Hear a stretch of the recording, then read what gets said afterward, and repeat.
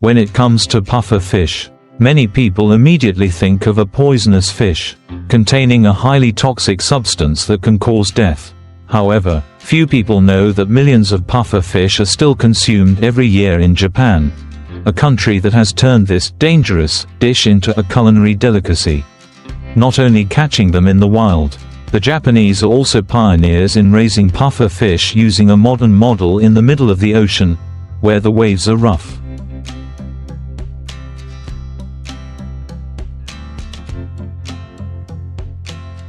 Where the cages are designed like fortresses to protect the fish from natural enemies. Right from the moment they hatch, the baby fish are put into a special nursery tank, where the seawater is filtered and rich in oxygen. All environmental factors are strictly controlled to ensure the fish grow healthily and evenly. After a few months, when they are big and strong enough, the fish are taken to the ocean, living in large cages like a semi-wild ecosystem. Here, they continue to grow in a natural cycle, thanks to the clean water and meticulous care of the fishermen. Every year, from late autumn to early spring, when the fish reach their ideal weight, an average of nearly 1 kilogram, they are harvested.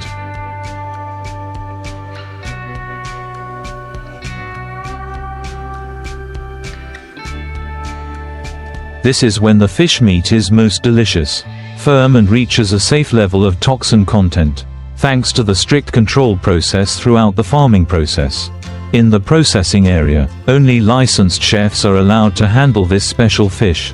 Each knife gently cuts along the fish's body, removing the liver, intestines, ovaries and skin, the parts that contain toxins, to retain the white, firm back muscles, considered the quintessence of the puffer fish. Temporarily leaving the Sea of Japan, we invite you to the Mediterranean land, where the sun and wind converge and create endless vineyards. Here, every grape season, the diligent hands of farmers quietly cherish each bunch of fruit.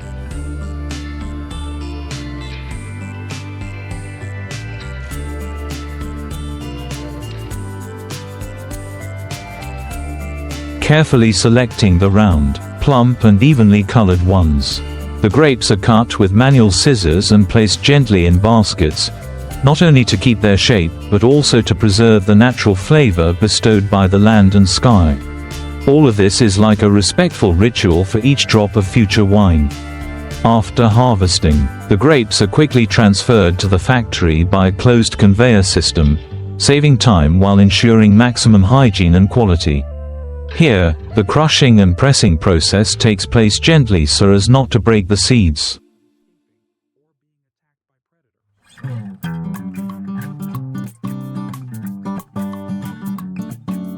Helping the wine to be less astringent and retain its pure aroma.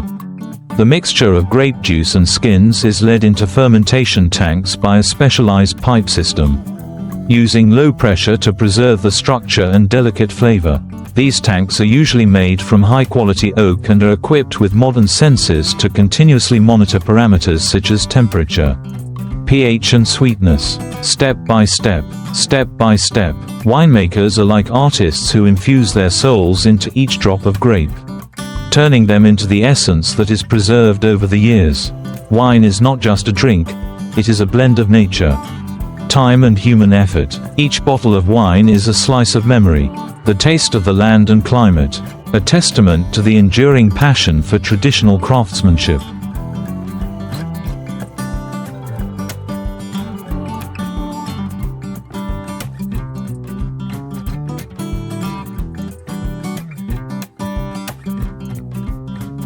After fermentation, the wine is put into aging, a silent but extremely important journey to create the depth and unique personality of each bottle of wine. In the cool darkness of the cellar, large oak barrels stand silently like gatekeepers of time, warming each drop of wine through the scorching summer and the cold winter. Every day, wine tasting experts check the flavor and concentration, sometimes with just a small drop. They can feel the subtle changes of the yeast breathing.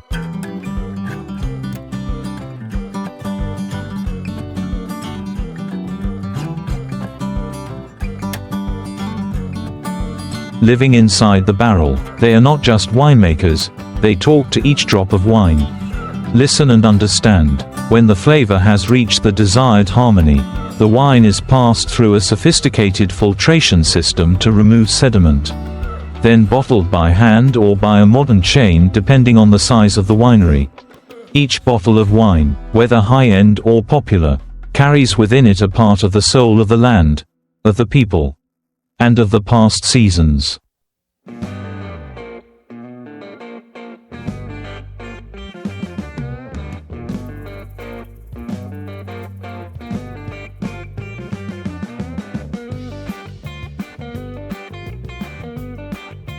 The bottles are labeled with detailed information: grape variety, harvest year, growing region, as a promise of origin and quality.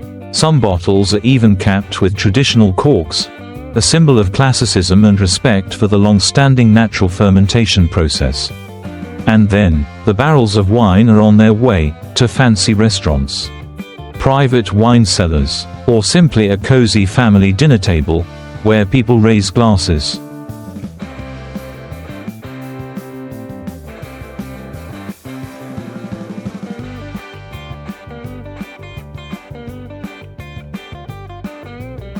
Exchange stories, and feel the aroma spread on the tip of their tongues.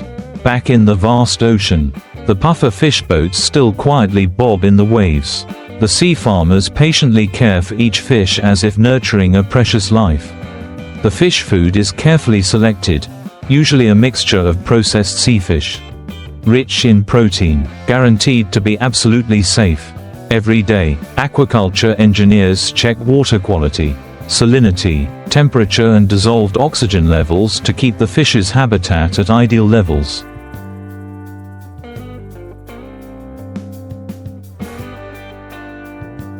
If the grape-laden hills of Spain tell the story of time and land, then on the other side of the ocean, where the Peruvian sky stretches across the vast sea, is where silent men carve the legend of the ocean with their bare hands. Here, every night, sturdy wooden boats cut through the waves, carrying hundreds of fishing lines tens of meters long, with large hooks tipped with fresh bait.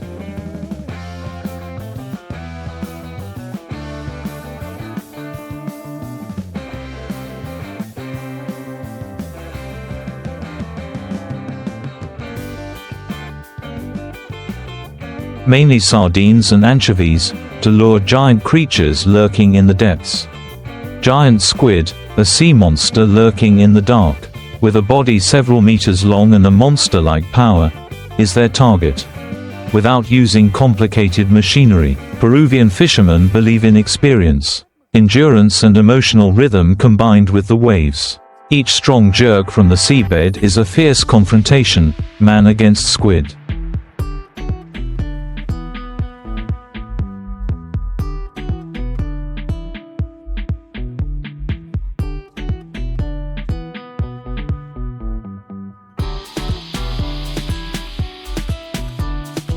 Force against force, will against wild survival instinct.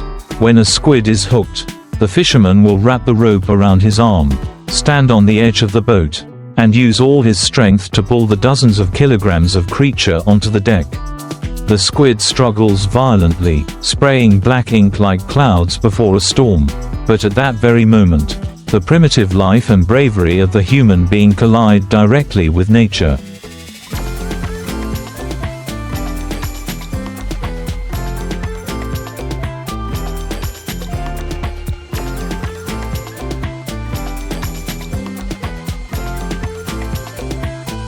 On the ship, no one can rest. Each squid that is pulled up is immediately processed on the spot.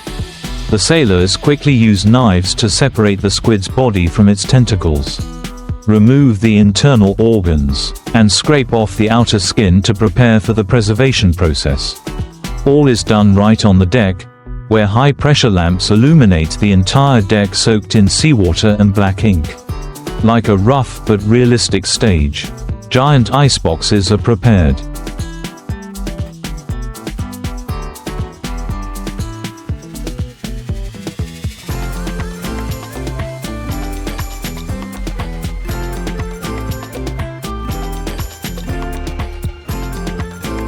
inside glistening with blocks of pure white, clean squid, stacked layer by layer, carefully preserved to ensure freshness before the ship returns to the mainland. The whole process takes place in silence, with only the sound of the ship's engine and the waves lapping against the side. Not everyone is brave enough to do this job, both hard and dangerous, because a wrong pull can cause the squid to counterattack, even dragging the person into the sea. But for Peruvian fishermen, this is not just a livelihood.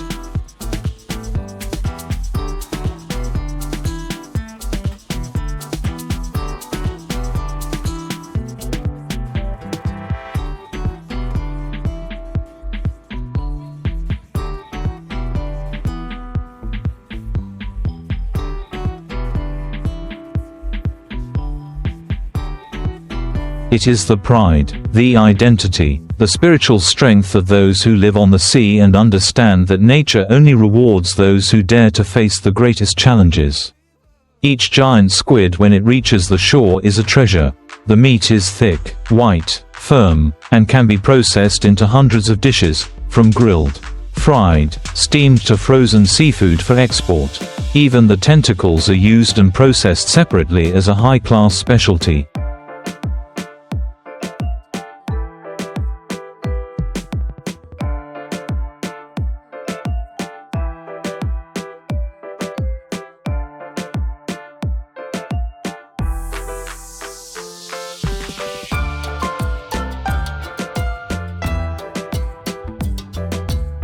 Every part of the squid has value, and behind each piece of meat is sweat, courage, and the battle between humans and the sea. In the Pacific sunset, when the boats return with their bodies covered in salt and their exhausted but bright-eyed men, one understands that, in this land of Peru, courage does not need to be spoken, it is proven by action, by each hand-pulled fishing line, and by each giant squid lying still in the deep ice of the ship.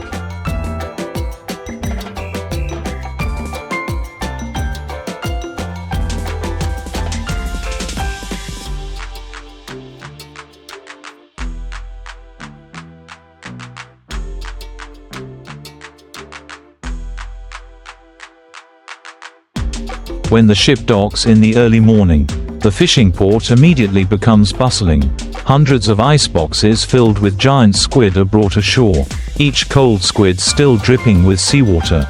Without a moment's delay, refrigerated trucks are waiting, taking the squid to processing plants located right next to the sea, where every next step is operated at an urgent pace but meticulously down to every detail.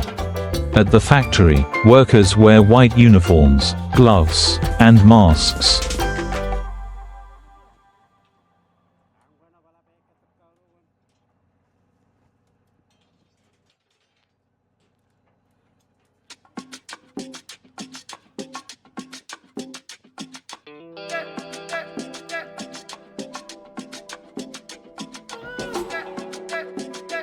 They move rhythmically like a pre-programmed machine, performing operations skillfully, from cleaning the squid body with high-pressure water, to sorting by size, weight and quality. Large squid will be split, skinned, the organs removed again with a sharp knife, then washed one last time to ensure absolute hygiene.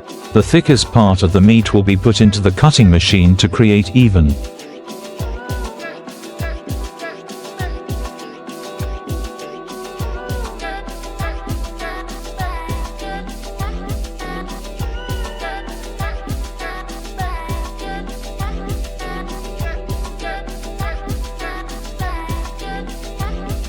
beautiful slices of squid, ready to be processed into frozen products. Squid rolls, or seasoned squid.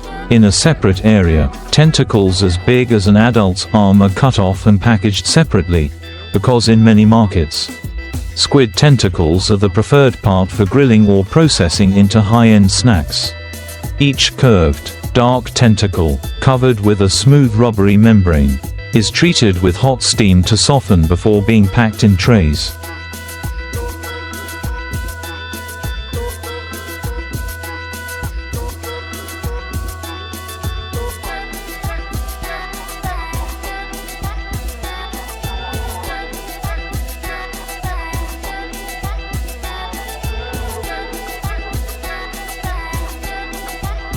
The entire process takes place in a closed and cool environment. Conveyor belts are constantly moving, taking the squid through each stage, from pre-processing, packaging to labeling and freezing. Modern machines replace human labor in many heavy stages, but the most important steps still require the keen eyes and experienced hands of humans. The final products are carefully sealed, clearly stating the date of fishing, the place of exploitation and the production unit.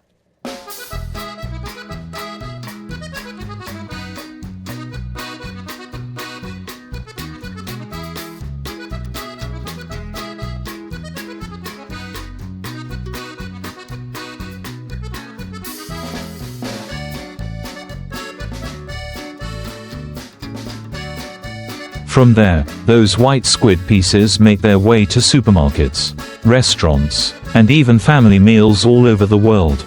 And despite all the stages, people can still feel the salty taste of the ocean in each piece of squid, because behind each product is a journey imbued with the sun, wind and working spirit of fishermen in the coastal region of Peru. There, each boat going out to sea not only carries the hope of a yield, but also the pride that from their hands, the ocean has been tamed, and the world will enjoy the most wonderful gifts that the sea has to offer.